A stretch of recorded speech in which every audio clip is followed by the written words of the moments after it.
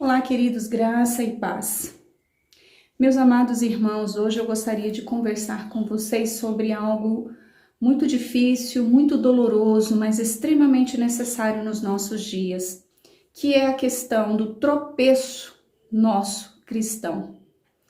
Ontem, a convite de uma amiga, eu fui a uma determinada igreja aqui da minha cidade para assistir o culto e chegando lá, eu pude perceber o quanto as pessoas estão ávidas, desejosas de vingança, de empurrar alguém para o abismo, para a perdição eterna. Essa determinada igreja está passando por uma situação muito triste. O pastor local, infelizmente, entrou em tentação e pecou.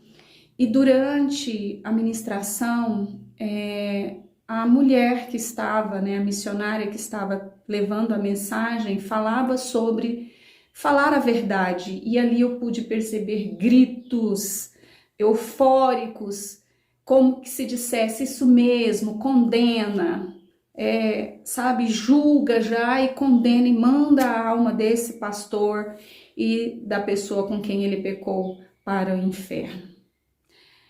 E isso é muito triste, irmãos. Vindo justamente de nós que somos chamados a pregar o evangelho de libertação, de salvação, de arrependimento, de transformação para o pecador. Meus irmãos, deixa eu te dizer uma coisa, todos nós, não são só os ímpios, não, todos nós estamos nesse plano espiritual em queda, livre para o inferno. Essa é a nossa condição lastimável. Se não fora a graça, a misericórdia, o amor de Deus entregando o seu Filho por nós, todos nós já estávamos condenados. Meus irmãos, que desejo é este? Eu fiquei muito triste naquele culto. As pessoas dizendo, na verdade, cheias do Espírito Santo, clamavam por vingança, como se estivessem num tribunal da Inquisição. A palavra do Senhor nos ensina em 1 Coríntios, no capítulo 10, versículo 12, a seguinte palavra assim de chacoalhar a nossa alma. Aquele, pois, que cuida estar em pé, olhe que não caia. Deixa eu te falar, quem sabe esse vídeo vai chegar até você que estava lá ontem no culto, você que clamava por vingança, que desejava e dava glórias e aleluias, como se dissesse, condena mesmo esse pecador. Deixa eu te falar uma coisa, cuidado, porque amanhã pode ser você. E eu quero te fazer uma pergunta, como é que você gostaria de ser tratado nessa situação que esse pastor e essa ovelha estão vivendo? Hoje tem muita gente dizendo por aí que tem que mesmo que denunciar o pecado, isso e aquilo. Eu concordo, nós somos chamados a isso. Nós temos mesmo que denunciar o pecado. Mas vamos olhar para Cristo, nosso maior exemplo, que nós devemos imitar e seguir? Quando foi que Jesus expôs o pecado de alguém em público? Quando foi que ele disse, condena? Quando? Jesus, ao contrário, quando levaram a ele uma mulher adúltera, pega em flagrante. Ele deu tanta importância que ele estava escrevendo na areia e ali ele ficou e só levantou a cabeça e perguntou, mulher, onde estão aqueles que te acusam? Meus queridos, não sejamos nós, cristãos, os primeiros a jogar a pedra. Eu encabulo, inclusive fiquei sabendo na notícia, depois alguém me mandou no meu Instagram, Fuxico Gospel, falando do ocorrido. Cristãos seguindo o Fuxico Gospel. Você sabia que Deus condena a fofoca, a dissensão, a discórdia? Porque quem propaga esse tipo de notícia está simplesmente anunciando coisas ruins e disseminando coisas ruins. Deus condena isso. Meus queridos, que nós possamos nos arrepender.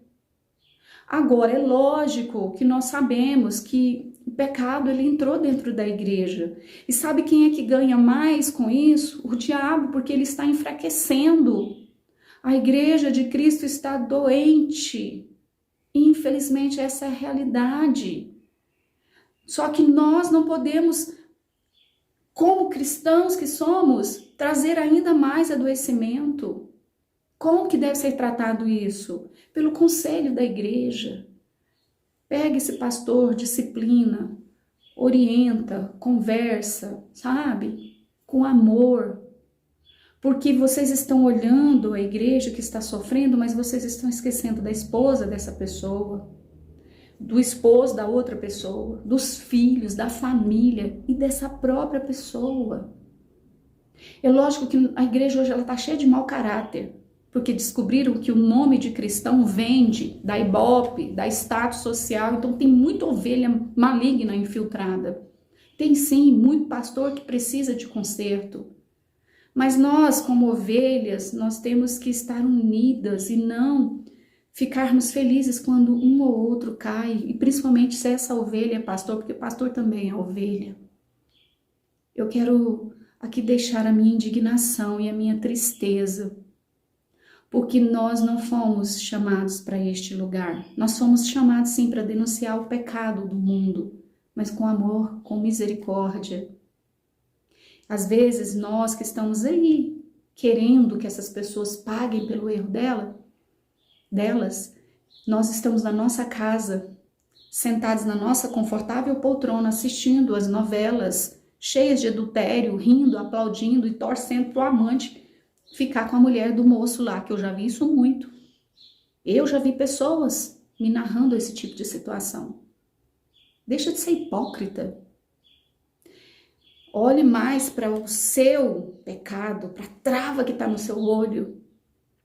Ao invés de nós condenarmos o outro, vamos guardar nossa língua, os nossos ouvidos, os nossos olhos. Vamos clamar a Deus para ter misericórdia. Porque se um pastor cai, o ministério inteiro pode vir a ruir. E o diabo, ó, batendo palmas. Porque é ele que ganha. Que tenhamos misericórdia. Porque foi para isso que Deus nos chamou. Assim como Deus usa de misericórdia conosco. Então, se você está neste lugar de acusação, lembre-se que amanhã ou depois pode ser você. Nós precisamos ter misericórdia. Lembra de Davi?